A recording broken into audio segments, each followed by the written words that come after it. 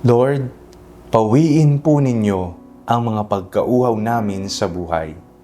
Ako po si Father Fiel Pareha at ito po ang ating segment, ang Daily Devotion, na kung saan tayo po ay magdarasal, magbabasa at magninilay kasama ng salita ng Diyos sa buong taon. Manalangin tayo. Sa ngalan ng Ama, ng Anak at ng Espiritu Santo. Amen. Halina, banal na Espiritu, liwanagan mo ang aming puso at isip, nang maunawaan at may sa buhay namin ng iyong salita. Amen. Our Bible passage for today is from the Gospel of St. John chapter 4, verses 1 to 30, and I read it for you. Now when Jesus learned that the Pharisees had heard Jesus is baking and baptizing more disciples than John, although it was not Jesus himself, but his disciples who baptized, he left Judea and started back to Galilee. But he had to go through Samaria. So he came to a Samaritan city called Sychar, near the plot of ground that Jacob had given to his son Joseph. Jacob's well was there, and Jesus, tired out of his journey, was sitting by the well. It was about noon.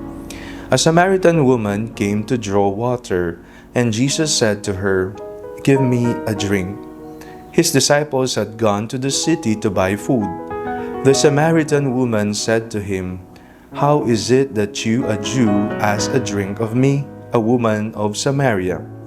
Jesus did not share things in common with Samaritans.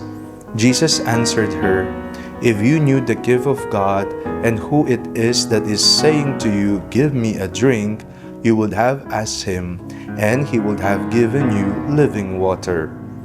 The woman said to him, "Sir, you have no bucket, and the well is deep. Where do you get that living water? Are you greater than our ancestor Jacob, who gave us the well, and with his sons and his flocks drank from it?" Jesus said to her, "Everyone who drinks of this water will be thirsty again, but those who drink of the water that I will give them will never be thirsty. The water that I will give will become in them a spring of water, gushing up to eternal life."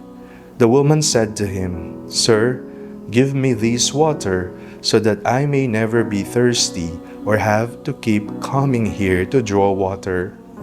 Jesus said to her, "Go, call your husband and come back."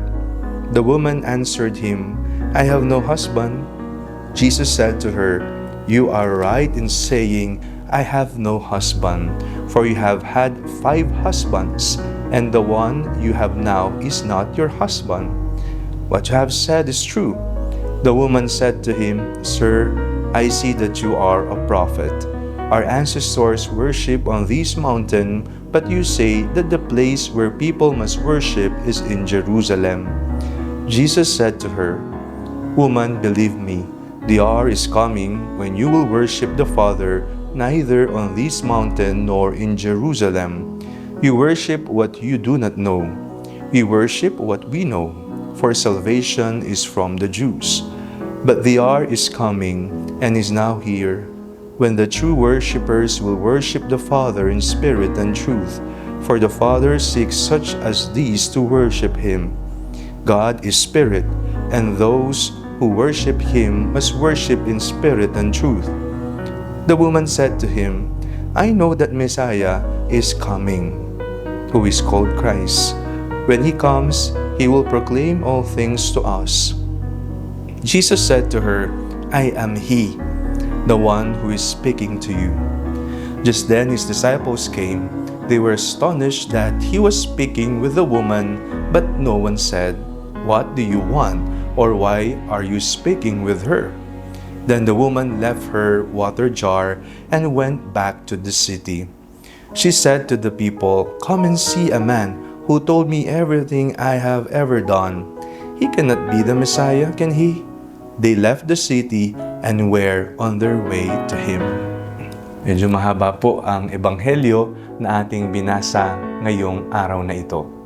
Pero napakagandang pagnilayan ang naging pakikipagtalastasan ng ating Panginoong Yesus sa babaeng Samaritana. Nakita natin na nagpunta ang babaeng ito tanghaling tapat. Isang oras na wala talagang higib ng tubig. Sa init na ating nararanasan ngayon, summer na po sa ating bansa, hindi tayo lalabas ng ganong oras para lamang sumalok ng tubig. Mainit. Pero ang babaeng ito ay kailangang pumunta sa balon sa ganong oras. Bakit? Alam ni Jesus ang dahilan at kanyang sinabi ito sa Ebanghelyo sapagkat siya ay may kahihiyang ginawa. Nahihiya siya sa mga tao dahil sa kanyang ginawa at ginagawa pa rin.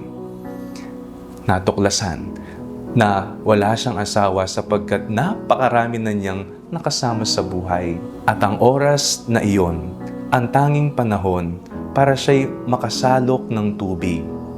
Naroon si Jesus. Nakita niya si Jesus.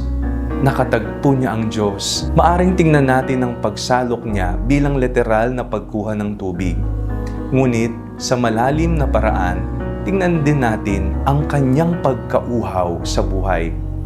Sumalok siya ng tubig sapagkat nauuhaw ang kanyang pisikal na lalamunan at katawan. Pero nakita niya si Jesus. At si Jesus, bilang Diyos, naroon siya para ibsan ang pagkauhaw ng babaeng ito.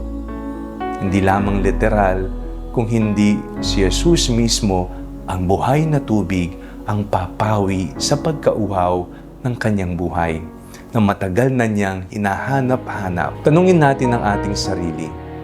May mga bagay ba tayong ikinahihiya sa buhay kaya tayo nagtatago? Tanungin natin ang ating sarili. Ano-ano ang mga pagkauhaw ko sa buhay na kailangang pawiin ng Diyos? Hindi kayang pawiin ng tubig o anumang likido para sa ating lalamunan. Kung hindi tanging Diyos lamang ang makakapagbigay lunas sa mga ito. Ngayong panahon ng Kwaresma, lumapit tayo kay Jesus. Pakipag-usap tayo sa Kanya. Buksan natin ang ating mga puso sa pagpapala at sa banal na tubig na Kanyang ibibigay sa atin, ang Kanyang mismong sarili. Manalangin tayo. Panginoong Jesus, tubig ng buhay, kami po'y nauuhaw sa iyong biyaya at pagkalinga. Amen. Sa ngalan ng Ama, ng Anak at ng Espiritu Santo. Amen.